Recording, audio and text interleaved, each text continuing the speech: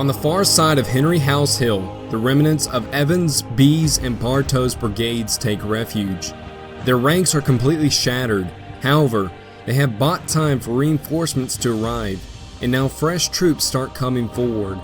First to arrive is Colonel Wade Hampton and the infantry of his South Carolina Legion, a unit with infantry, cavalry, and artillery all in one. He goes into line on the right of the Confederate front, his men still panting from having just arrived on a train from Richmond and then run to the front, and from the Warrenton Turnpike to cover the withdrawal of the Confederates across Young's Branch. At 11:45, the Federals on Matthews Hill begin sweeping through the remnants of Bee's, Bartow's, and Evans' brigades. Colonel Hunter's adjutant, Lieutenant Averill, begins assuming control over troop movements for the division, while Colonel Burnside leads from the field. As the rebels stream further south towards the Henry House, Averill orders forward a single regiment from Porter's brigade in pursuit, the 27th New York under Colonel Henry W. Slocum. The New Yorkers advance down to the Warrenton-Sudley intersection and easily push back the shanken remnants of the 4th Alabama from the road in the stone house. Soldiers of the 4th Alabama, now completely broken, rush behind the safety of Imboden's cannons, which are continuing to pour shot and shell into the Federal advance. Their shell fire harasses the New Yorkers of the 27th as they attempt to move up the pike. At the same time, Hampton's Legion is moving up on the Confederate right flank to reinforce the 7th Georgia from Bartow's 2nd Brigade, positioned behind the Warrenton Turnpike after having been left in reserve and kept relatively intact from the earlier fight on Matthews Hill. Hampton's Legion deploys behind cover in a fence farm lane in front of the Robinson House, aptly known as the Robinson Lane. As the 27th New York clears the Warrenton Turnpike and begins moving up the slopes of the Henry House Hill, it comes under fire from Hampton's Legion posted along the Robinson Lane. The New Yorkers quickly wheel to the right to engage the Hampton Legion on the east side of the hill. While the 27th New York advances in line of battle up the Henry House Hill towards Robinson Lane, the 7th Georgia advances to the left flank of the Hampton Legion in support of those troops. The 7th Georgia has a perfect field of fire against the 27th New York. However, the Federal regiment does not wheel to engage this new threat, as the Georgians are wearing blue uniforms, causing the officers of the 27th New York to mistake them for friendly forces moving up in support. The 7th Georgia soldiers level their muskets as the rebel flag unfurls in the windless air, revealing the New Yorkers' fatal mistake. The Georgians fire a concentrated volley into the 27th New York, wounding Colonel Slocum in the galling fire.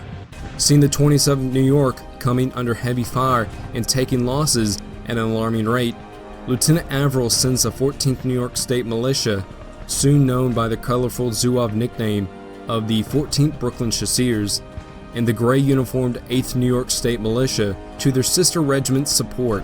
However, the New Yorkers come under a hail of musketry from both the Hampton Legion in Robinson Lane and the 7th Georgia to the Union right flank. Soon after several minutes of exchanging fire, both sides fall back to a safe distance. The 8th New York is soon worn down and battered from the firefight that they will not reform or engage further for the rest of the battle.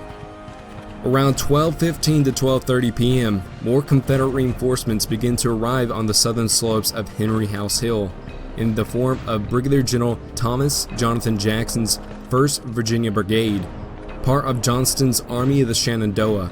General Jackson, a former artillery instructor at the Virginia Military Institute in Lexington, who is still dressed in his blue U.S. Army uniform, had his men up at 4 o'clock that morning, expecting to go reinforce James Longstreet at Blackburn's Ford. But then later in the morning, he heard the firing off to his left at the Stone Bridge. Like being Bartow before him, he did not wait for orders, but assuming the battle to be there, he instantly put his brigade in motion. By about 12:30, he approached the scene of action and moved up the back slope of Henry House Hill. Once on the crest of the hill, he puts his 5 Virginia infantry regiments in line just beyond the summit, informs General B of his arrival, and tells his men to lie down and await either the attack of the enemy or further instructions from Brigadier General Joseph E. Johnston. Captain Bowden withdraws his 4 guns from the northern slopes of the hill to Jackson's position, where the artillery officer informs Jackson he has only 3 rounds of ammunition left in his limber chest and would soon fall back. Jackson instead orders Bowden to remain on the hill with him, as he believes he needs to demonstrate strength in order to hopefully discourage the Union forces long enough for his brigade to fully deploy on the hill. Captain Bowden and his battery hold firm with Jackson's line, with only 3 rounds of ammunition left for their 4 6-pounders. Just after 12:30, Brigadier Generals Beauregard and Johnston ride into the scene on Henry House Hill with additional artillery batteries, allowing Captain Bowden to finally pull back and rest. General Johnston rallies the retreating 4th Alabama by taking the regimental battle flag and repositions them near Jackson's defensive line while under heavy fire. Meanwhile, Beauregard rallies the tired and shattered 8th Georgia. General Beauregard agrees with General Johnston that he will remain on the hill to rally the shattered Confederate forces there, while Johnston would organize a redeployment of the other brigades along Bull Run and move them up to the hill to reinforce Jackson's thin line. Beauregard begins riding across the southern end of the hill, gathering and rallying the remnants of B's, Bartow's, and Evans' brigades to support Jackson's men. Brigadier General Jackson sets up his 13 artillery guns from various batteries on the reverse slope of Henry House Hill. In this position, when the guns fire, they would roll back down the slope from the recoil, where they would be safely reloaded before being pushed back up and fired again. From 12:45 onwards, the Union begins to attack Henry Hill in a piecemeal and disorganized fashion. Colonel Keyes and Tyler's 1st Division, impatiently waiting for the 1st and 2nd Connecticut of his 1st Brigade to form into line, finally orders his other 2 regiments already deployed, the 2nd Maine and 3rd Connecticut, to advance up the eastern slope of the hill, past the Robinson House and its farm lane, to attack Jackson on his weaker right flank. The sheer force of the advance by the 2nd Maine and 3rd Connecticut takes the Hampton Legion, 7th Georgia, and 5th Virginia by surprise and stuns them, pushing them back about 100 yards from the Robinson Lane. However, the Virginians are not yet routed. The 5th Virginia quickly rallies and launches a counterattack despite the retreat of Hampton's men in the 7th Georgia.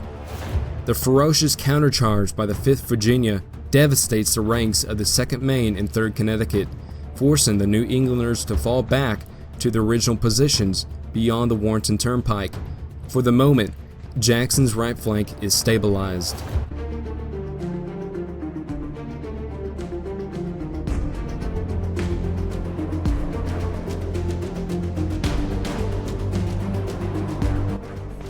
Worried that his flanks could be turned in a Union double envelopment, Jackson requests Lieutenant Colonel James Ewell Brown Stewart, or Jeb Stewart, to divide the 300 men from his 1st Virginia Cavalry Regiment into 2 squadrons, and place them on the flanks of Jackson's force, 150 men per side.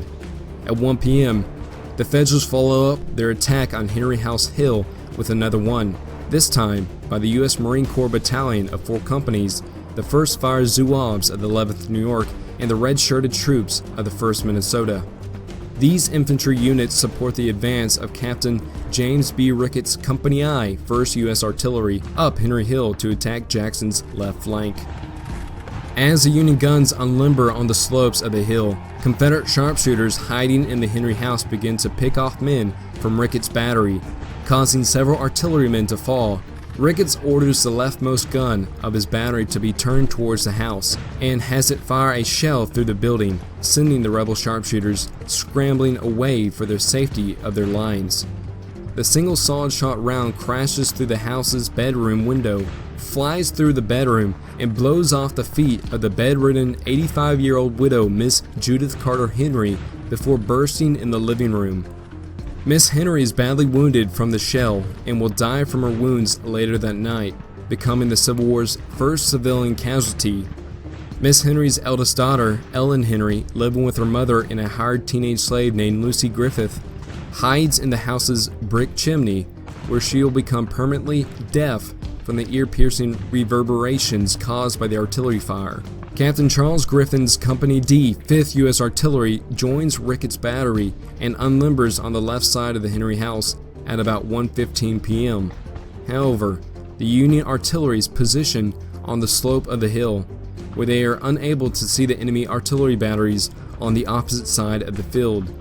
Their long-range rifled shells do little damage to the Confederates, who are close to their position at a distance of about 300 yards. Confederate artillery pieces from Jackson's 13-gun battery atop Henry House Hill actually hold the advantage over the rifled Federal guns. Due to their cannon being sumo bores, their short-range fire is more accurate than the longer-range Union cannons, whose rounds arch over the rebel guns and infantry. Jackson's tactic of deploying his batteries on the reverse slope of the hill works, and the gunners can safely reload their pieces before rolling them back up to fire once more. At the same time as the artillery duel is ensuing on Henry Hill, civilians from Washington, D.C., mostly politicians, dignitaries, government officials, and their wives and families, arrive on the battlefield either on foot or in their horse-drawn buggies and carriages to watch what they believe will be a decisive Federal victory over the rebels. Many even bring picnic baskets and blankets to enjoy a Sunday picnic lunch while they watch the battle.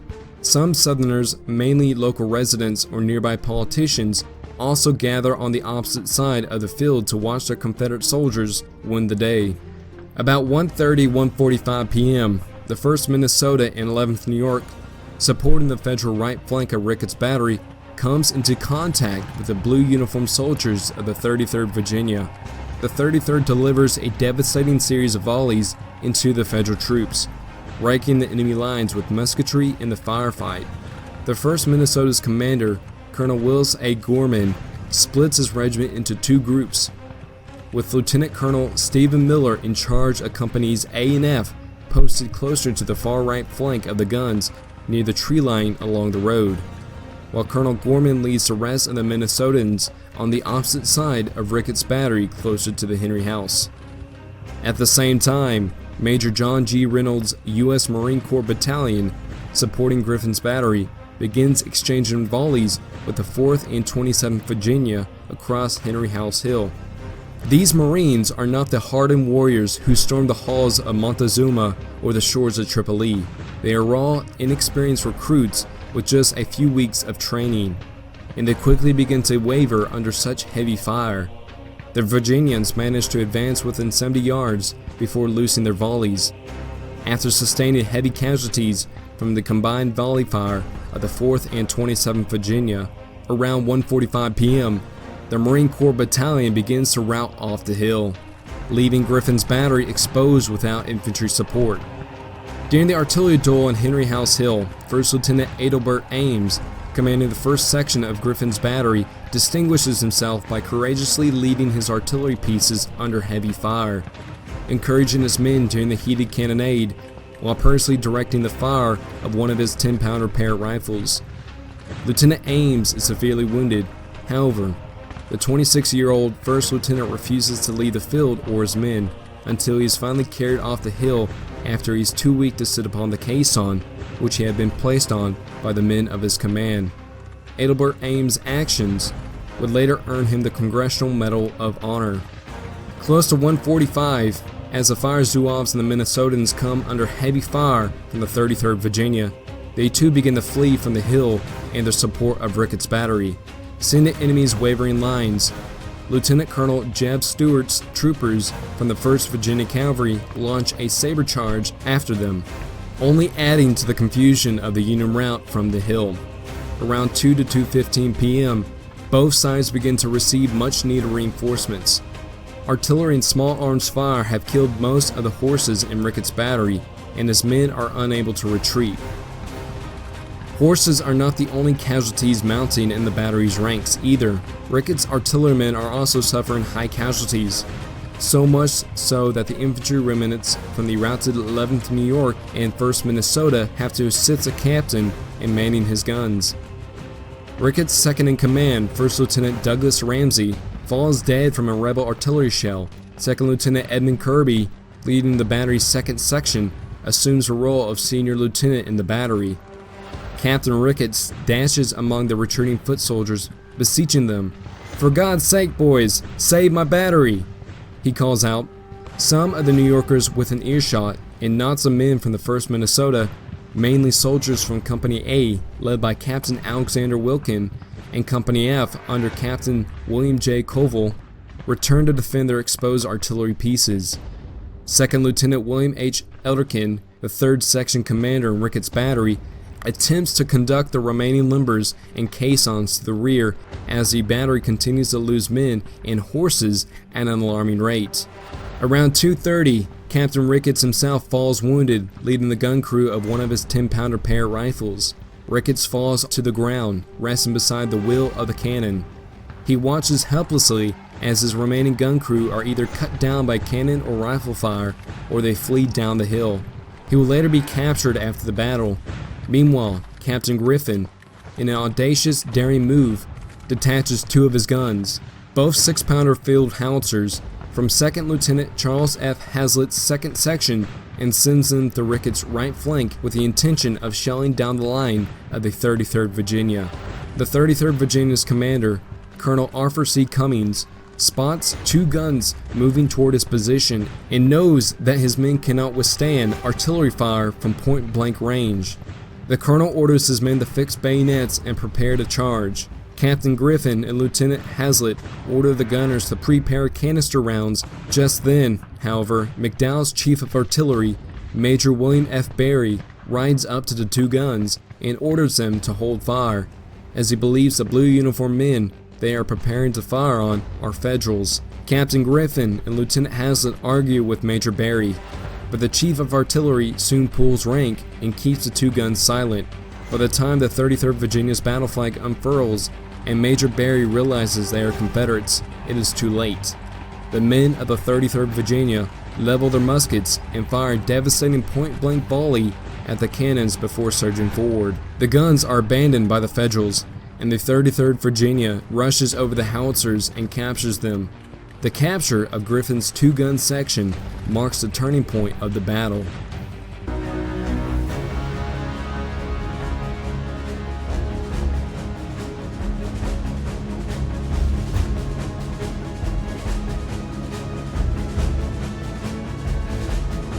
About 3 p.m., a legend is born atop Henry Hill as Brigadier General Bernard E. Bee rides up to General Jackson in the smoky haze of the artillery duel. "General," he cries, "they are beating us back." Jackson calmly replies, "Then, sir, we'll give them the bayonets." Bee seems to regard the bayonet reply as an order, though he and Jackson hold equal rank and seniority, so he rides back to his shattered brigade to rally the men. The confusion is pervasive. A mere captain commands the 4th Alabama now, yet no one can find him at that moment. Disoriented, Bee does not even recognize some of his own men at first as he gallops towards them while they wander about the field in the smoky haze. Riding out to Captains Richard Clark and Porter King, Bee calls out, "What regiment is this?" One of the 2 officers, their faces tired and blackened from the gunpowder, replies, "Why, General, do you not recognize your own men? This is what is left of the 4th Alabama." Bee supposedly cries out, "Come with me!" It begins to lead the tiny shattered force of Alabamians up Henry Hill. After reaching the summit, the Confederate brigadier looks to his men, points toward Brigadier General Jackson, and shouts the now famous words, "Look, there stands Jackson like a stone wall. Let us determine to die here today and we will conquer. Rally behind the Virginians!" No one truly knows what Bee said at that fateful moment on Henry Hill, as he would later be mortally wounded within the next hour and die the following morning. The sources vary as to the moment and what Bee's quote actually is. However, regardless of what Bernard E. Bee truly says that afternoon is in attempting to rally his forces, the fact remains that from that day onward, Thomas Jonathan Jackson and his brigade of Virginians would forever keep the immortal nickname of Stonewall. Bee's words of encouragement to his troops does the trick, as the 4th Alabama remnants form into a rugged battle line behind the 4th Virginia at roughly 3 p.m. Around this time, General Bee is wounded in the stomach by a Federal artillery shell, causing considerable pain to the brigadier. Bernard E. B. Jr. would die the next morning, leaving the question as to the vague story about his words regarding Stonewall Jackson unanswered.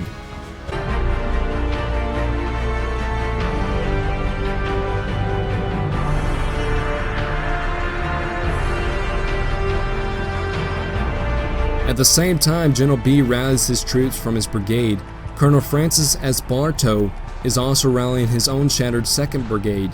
With less than 400 men remaining in his command, Bartow asked General Beauregard, "What shall now be done? Tell me, and if human effects can avail, I will do it." Beauregard raises his sword and points it towards the stone bridge and the Federal batteries positioned along the banks of Bull Run. The little Creole shouts, "That battery should be silenced." And so, Bartow rides out to gather the remainder of the 7th Georgia and to launch another attack. Bartow's horse is shot from under him, and a bullet wounds him slightly. Ignoring the painful wound, Bartow begins waving his hat in the air, yelling, "Boys, follow me!" to the 7th Georgia. Just then, another bullet pierces Bartow's chest, fatally lodging itself in his heart. Several soldiers gather around the dying colonel as he simply states, "Boys, they have killed me, but never give up the field." Francis S. Bartow falls to the grass and dies in the arms of Lieutenant Colonel Lucius Gartrell, the 8th Georgia's commander. He has just become the first brigade commander of the Confederate Army to be killed in action during the Civil War. About 3:15 p.m., the 14th Brooklyn launches an attack on the 33rd Virginia to recapture Griffin's 2-gun section. The charge by the Brooklyn Zouaves is so well organized and deadly when it is carried out that the Virginians are forced to retreat, exposing the 2nd Virginia to musket fire by the Federal troops. The 2nd Virginia's commander, Colonel James W. Allen, attempts to refuse a few companies to his left flank, but in a frenzied panic, his men rush to the rear of the 33rd Virginia. Now the New Yorkers turn their focus to the Confederate artillery guns. The small arms fire from the 14th Brooklyn rips straight into the artillerymen and threatens to turn Jackson's entire line and force it back. However, the New Yorkers do not spot Confederate reinforcements forming up on the reverse slope of Henry Hill. General Jackson calmly and coolly orders the 4th and 27th Virginia to wheel left and face the enemy, and then calls out to them, "Reserve your fire until they come within 50 yards, and then fire, and give them the bayonet, and when you charge, yell like furies." The Virginians carry out their orders with deadly precision, delivering a hail of musket fire into the 14th Brooklyn. They then fix bayonets and charge the enemy ranks, giving off an ear-piercing shriek that would become the first use of the infamous rebel yell. The 14th Brooklyn is pushed back across the Manassas Sudley Road at close to 3:30 p.m. The 6th North Carolina under Colonel Charles F. Fisher on the rebel left flank spots a handful of men from the 14th Brooklyn defending Griffin's guns and charges their position with fixed bayonets, capturing the pieces at 3:30. However, the deadly volleys and sporadic fire from the Union soldiers concealed in the woods beyond the road forces the North Carolinians back, their effort to recapture the guns in vain. During the intense exchange of musketry, Colonel Fisher is killed, and the 6th North Carolina falls back to its original positions after sustaining heavy casualties. After defeating the 14th Brooklyn, the 4th and 27th Virginia attacks Ricketts Battery, which is unable to pull its guns to safety after losing so many horses. However, the 3 remaining pieces from Griffin's battery on the left of the Union line do manage to limber up their pieces and proceed down the slope of the Henry Hill to safety. The Virginians now begin to hold the position around the Henry House. The 1st Michigan from Colonel Orlando B. Wilcox's 2nd Brigade in Heintzelman's 3rd Division is ordered to retake the lost batteries. The Michigan troops get into hand-to-hand combat with the Virginians. After several minutes of bloody melee action, the 1st Michigan is unable to drive out the rebel line, and they are forced to withdraw from Henry Hill at 3:45 after sustaining heavy casualties. Further to the south, a collection of scattered men from the 1st Minnesota, 11th New York, and 14th Brooklyn again attempt to recapture Griffin's remaining 2 guns, but heavy artillery and small arms fire from the Confederate lines on Henry Hill drives them back at 3:45 as well. Jackson's Virginians are unable to maintain hold over the cannons for long, as the 5th and 11th Massachusetts from Colonel William B. Franklin's 1st Brigade of Heintzelman's division attacked the guns and drive the Confederates away, recapturing the 2 cannons for the 3rd time that afternoon. Unfortunately for the New Englanders, at the same time they recaptured the guns, Brigadier General Beauregard, seeing the position and realizing its importance, gathers Hampton's Legion in the 5th Virginia and personally leads them into the fray to recapture Griffin's guns. By this point, General Jackson's brigade of Virginians has become increasingly mixed up and disorganized. To restore order to his ranks, Jackson pulls back his brigade, while Colonel Nathan Evans also reforms part of his 7th Demi Brigade nearby. The fight for Griffin's guns will continue for the next hour.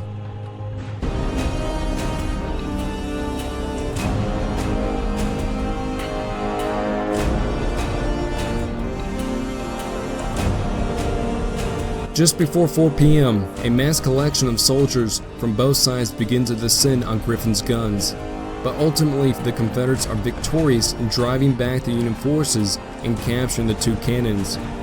The actions around Griffin's section by Southerners gives an opening for the Confederate artillery to begin withdrawing from Henry Hill to a safe distance, getting out of the fight in order to refill their limbers and caissons and rest up. At 4 p.m., Colonel William Tecumseh Sherman's 3rd Brigade of Tyler's 1st Division moves up the Warrenton Turnpike intersection to prepare its ordered attack on Henry House Hill. However, instead of ordering his entire brigade to attack the hill in a concentrated and coordinated effort, Sherman instead sends his regiments into the fray piecemeal, first dispatching the 13th New York, commanded by Colonel Isaac F. Quimby, up the slopes of the hill just after 4 o'clock.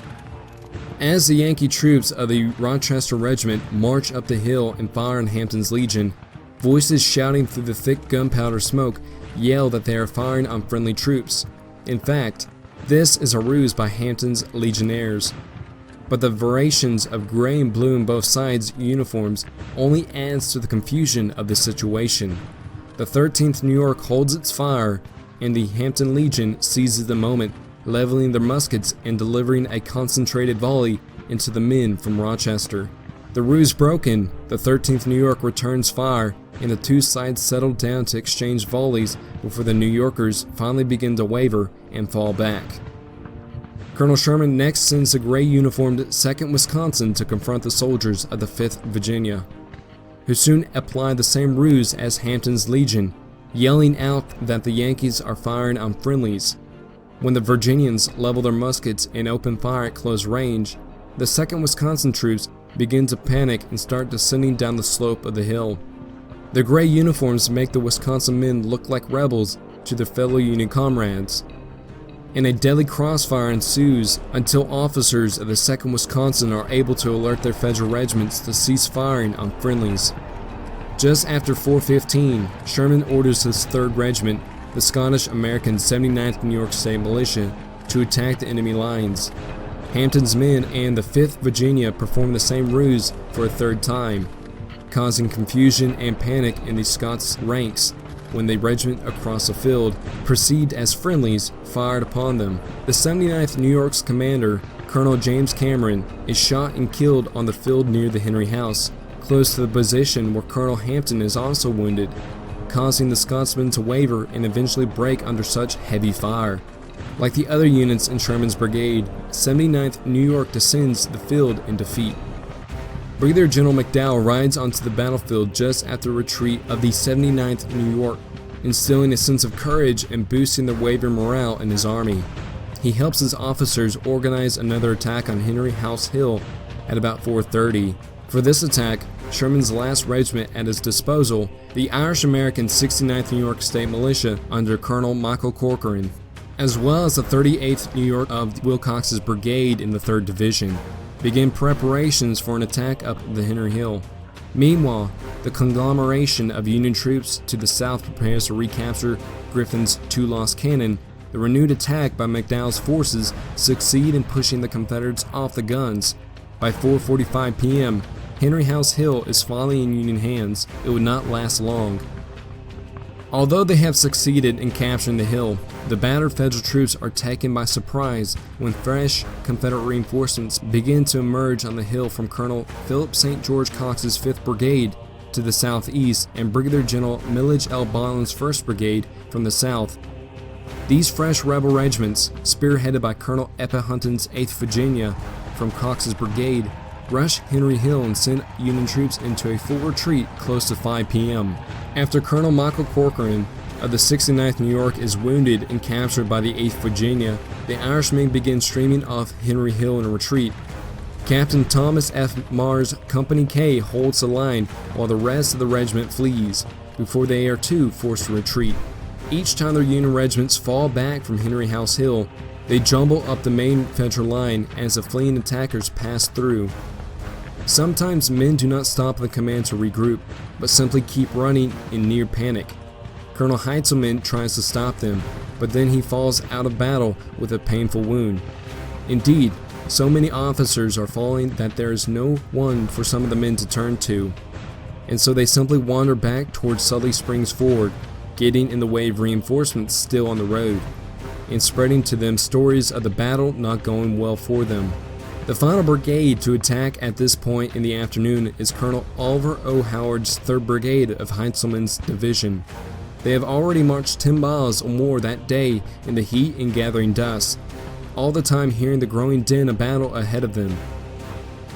Then they encounter the stragglers, and meanwhile, Howard has not had the sense to allow his men to leave behind their heavy field packs.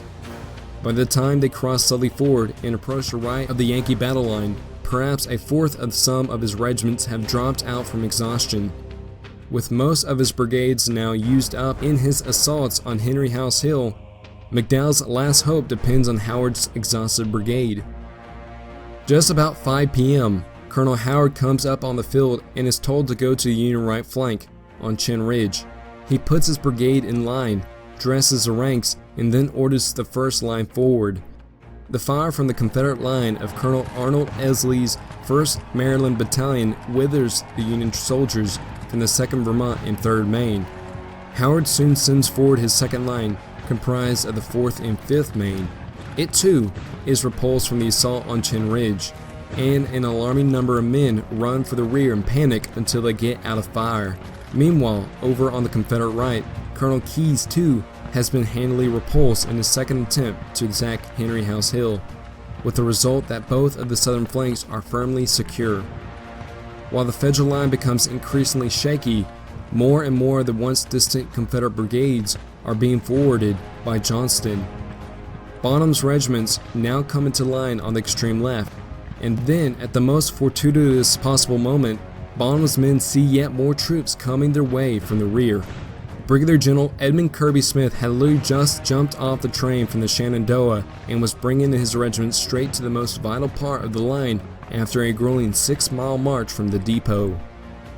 Along the way, Smith encounters Johnston, who only orders him to go where the fire is hottest. Smith rushes forward through the stragglers and wounded, and about 5 p.m. takes his place in line, just in time for Smith himself to fall from a wound before he actually gets into the fight. Elzey resumes command of his brigade then and takes it through a wood to emerge with a wonderful view of Howard's now exhausted Federals directly before him. At once he orders a charge. "Give it to them, boys!" he shouts. The rebels rush forward as the terrified and demoralized Federals withdraw before them. By the time Elzey finishes his charge, Howard and his men are nowhere to be seen. Just then, Brigadier General Jubal Anderson Early's brigade arrives from its original positions to reinforce Elzey's brigade. Beauregard rides up to congratulate Elzey, yet neither appreciates yet just what has happened. Howard's retreat signals the beginning of the breakup of McDowell's army. Together, Early and Elzey hit the exposed Federal right flank, while Stuart places his cavalry on their extreme left and joined in the push. The Yankees fall back before them almost without resistance, and when Early crests a small rise, he could see thousands of them fleeing in panic beyond the Warrenton Turnpike. Men run in abject terror, yelling, "The enemy is upon us! We shall all be taken!" Howard and other officers frantically and futilely ride along the lines and among the panicked groups trying to halt them. It is no use. Seeing what is happening, Beauregard seizes the moment and orders a charge by his whole battle line. Badly battered themselves, still, the Confederates find the courage and energy to rush forward, and almost everywhere the Federals fall back with little resistance. Now the impact of the stragglers begins to be felt as their numbers swell, first by Howard's panicked men, and then by others from the rest of the line. Panic infects the whole Federal army in what becomes mockingly known as the Great Skedaddle. At 5:30 p.m., the battle is ending as Federal troops begin retreating from Henry House Hill and Matthews Hill in a panicked rout. In their way are civilians from Washington who are picnicked out in the fields beyond the battle. They had arrived expecting to watch a decisive Union victory, but now are joining in the frenzied panic, their buggies and horse carriages only adding to the congestion on the packed roads and narrow bridges and fords. Troops are streaming rearward, and McDowell's army in northeastern Virginia is falling apart. Confederate battle flags proudly wave over Ricketts and Griffin's captured guns on Henry House Hill as surrounded Union forces and panicked civilians stream across Bull Run in droves and frenzied mobs. The Great Skedaddle doesn't end there either, with some Union troops running all the way back to Washington, 30 miles away. All sense of order and discipline within the Union Army is gone. By 6 p.m., General Beauregard has called off his pursuit of McDowell's beaten army. His forces are just as equally exhausted and shaken after 12 hours of battle. The Battle of Bull Run, or Battle of Manassas as it is known in the South, is over. At the time, it is the bloodiest battle in American history, with over 3,000 casualties littering the field at the end of the day. What many had believed would be the decisive battle to quickly end the war now proved to only serve as the beginning of the conflict. Americans now had finally awoken to the fact that this will be a long, bloody war.